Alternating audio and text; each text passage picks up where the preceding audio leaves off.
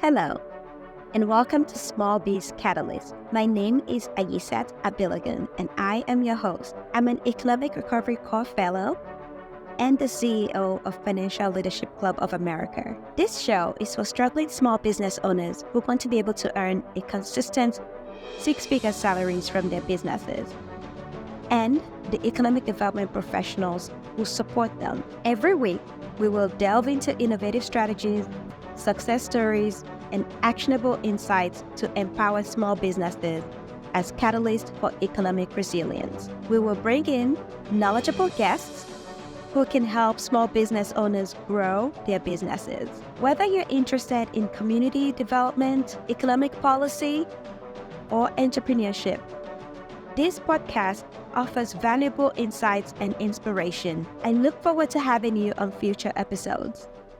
Hey there. Thank you so much for joining us at this episode of Small Biz Catalyst. Today, we're actually doing something a little different. We will highlight guests who showed up on our first 10 episodes and celebrate the knowledge that they've shared with us.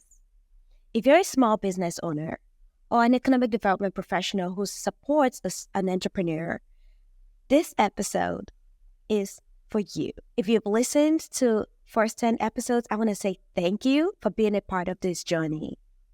If you haven't, I want to encourage you to go back and listen to each episode.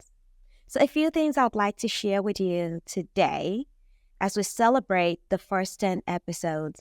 Small Biz Catalyst has been broadcasted in 6 countries, including Japan, Bangladesh, Canada, United Kingdom, Nigeria, and the United States. Thank you to our audience from the 51 cities, ranging anywhere from Dallas, Texas, to Chappaqua, New York, Boise, Idaho, Katy, Texas, Chicago, Illinois, Philadelphia, Pennsylvania, Shawano, Wisconsin, Saskatoon, Saskatchewan, I think that's Canada, Manlius, New York. I just want to say thank you for being a part of our journey. I know that this reflection will empower you to grow your small business. Thank you for joining us. The cash flow is the air that your business breathes. Without money coming in and fitting into that business, it cannot grow. So what do you need to watch out for? Number 1, invoicing. You need to make sure that you're invoicing your clients and that those invoices are getting paid. So you need to invoice on time so that your clients can pay you on time. And then negotiate favorable terms. Several years ago, when my husband and I got our first auto repair shop, we wanted it to be different. We wanted to do certain things in there. And so we spent thousands of dollars renovating a leased space. I am too embarrassed to even share the number. A few years later, the building was sold. The new owner looked at our shop, saw all the work that was done in it, and wanted it for himself. We lost the space and the investment we put into the building. We did not negotiate well. We could have negotiated that the past owner, deducted the amount of money we had spent into the renovations in the lease or created some kind of term that would have served us. We didn't know better. And so whether you're negotiating leases or anything that's related to your business, I would say be careful to make sure that you're negotiating favorable terms and ask advice from other people. See what others have done, why they don't do certain things or why they would do certain things. Just like in your personal expenses, you look and review for unnecessary expenses that you don't have and cut them. You can do the same for your business. To grow your revenue, there are basic things you would need to do. Invest in marketing. If nobody knows that your product or service exists, you are not yet in business. If only your family and friends know, you're still not yet in business. You need to promote your business. And that ties back to networking, but more importantly to marketing. And then know your tribe. Who is your customer? What does your customer avatar look like?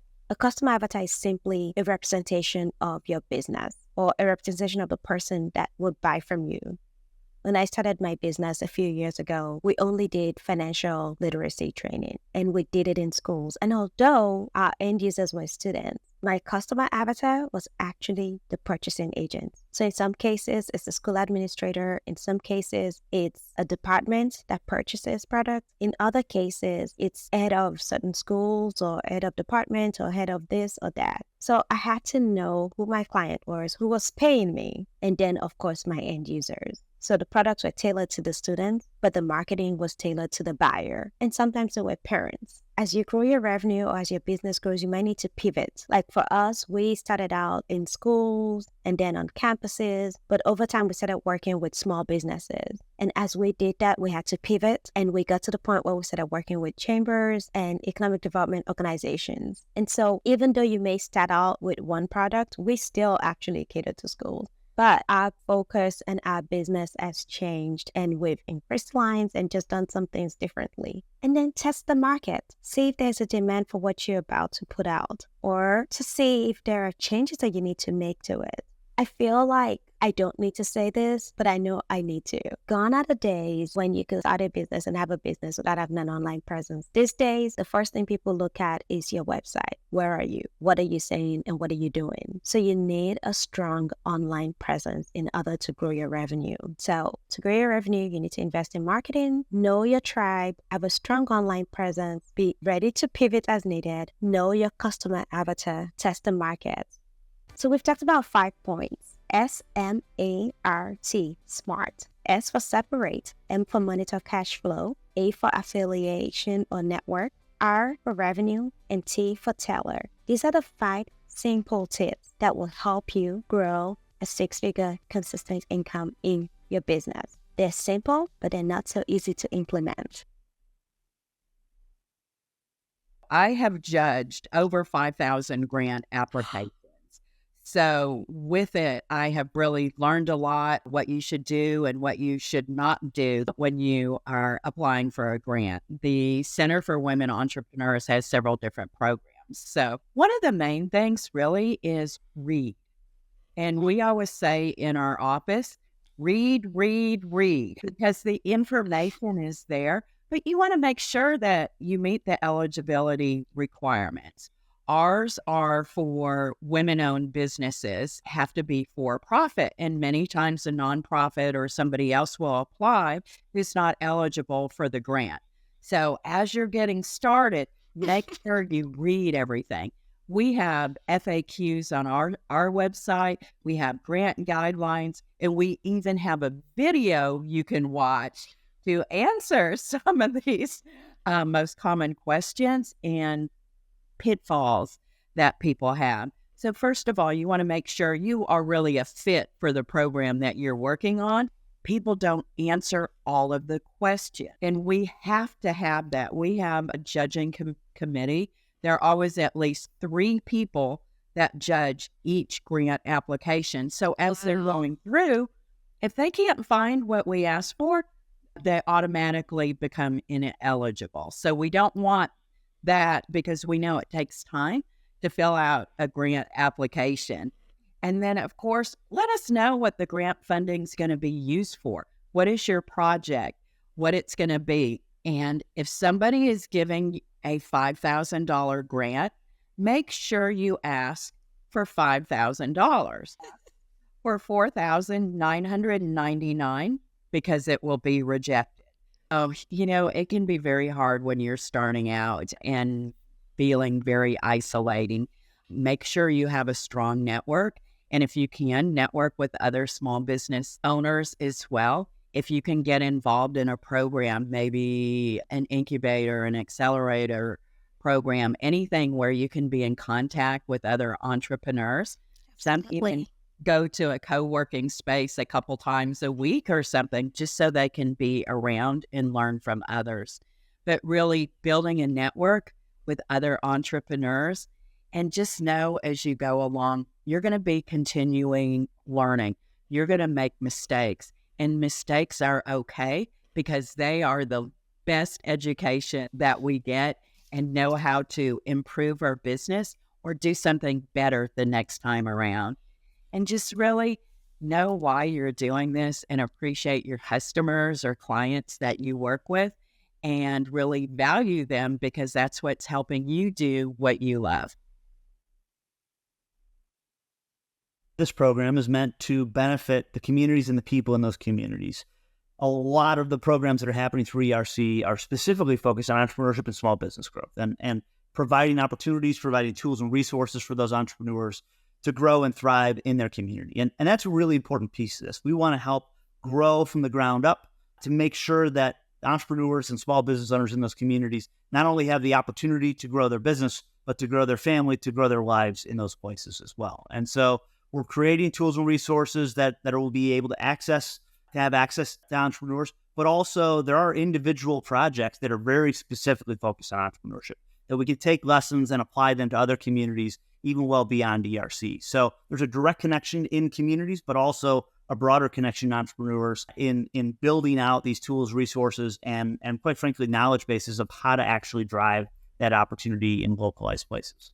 So there's a couple of different ways that EDOs can get engaged. Number one, obviously, we hope that others will come in and apply to be host organizations in the future for future cohorts of ERC. So currently we have 65 host organizations and 65 fellows that have been matched up in places across the United States. Our hope and goal is that we have multiple cohorts and obviously an alumni network that's created as a result. And so there's opportunities for EDOs in the future to apply to host a fellow itself. And that is not a small thing. There's a specific accelerator program that every host goes through to identify what are the opportunities in those places, what are the needs, and certainly what are their ideas about how they might utilize a fellow and the capacity that they help to build. The other piece is taking the lessons that we're learning and pulling out. We're going to do some storytelling around this. We're going to do some toolkits and resources for EDOs to be able to take and use. So even if you're not a host organization, you're still going to be able to benefit from this program and learn from what's happening across the 65 fellows and those hosts.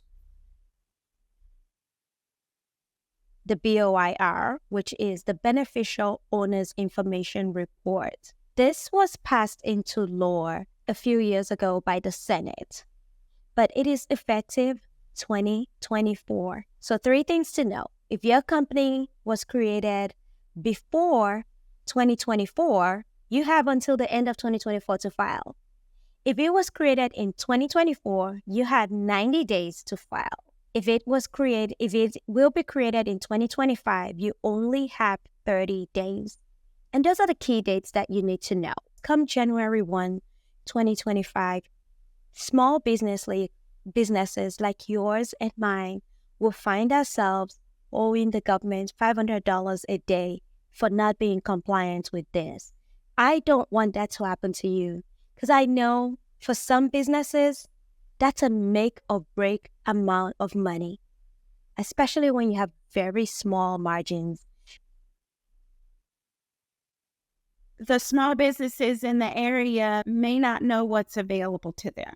I mean, they may not know that there's this incentive package. Like, for example, the city of DeSoto, they have I know of 2 cities, as a matter of fact, that have some type of incentive where it's a facade enhancement, grant.